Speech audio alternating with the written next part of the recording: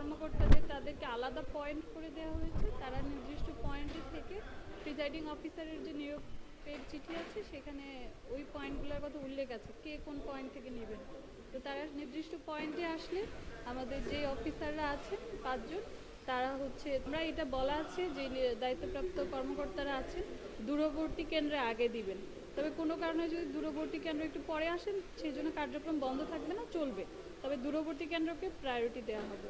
চরকে তো অবশ্যই কেন্দ্রের দায়িত্বে যে দায়িত্বপ্রাপ্ত আনসার সদস্যরা আছেন এবং পুলিশ আছেন, তারা প্রিজাইডিং অফিসারকে তাদের নাম্বার দিয়ে দেওয়া হয়েছে, তারাও চলে এসেছে। প্রিজাইডিং অফিসারের সাথে সার্বক্ষণিক তারা এই আনসার অস্ত্রধারী আনসার সদস্য এবং পুলিশের সাথে যে অস্ত্রধারী সদস্য আছে তারা সহ অন্যান্য সদস্য সবাই একসাথে যাবেন। পূর্বে বলেছি যে আমাদের 154টি কেন্দ্র এবং শতভাগ কেন্দ্র সিসি ক্যামেরা আওতাভুক্ত এবং আরও মানে স্বস্তির বিষয় হচ্ছে যে এই সিসি ক্যামেরাগুলো আমার উপজেলা থেকে 100% ক্যামেরা দেখা যায়।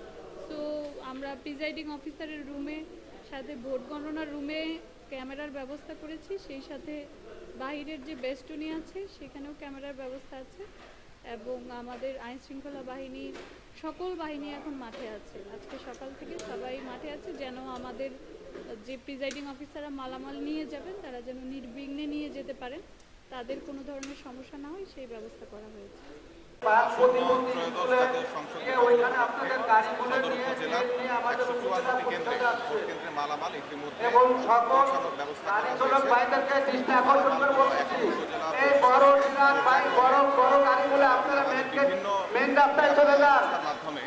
ভোট কেন্দ্রে পৌঁছে যাবে।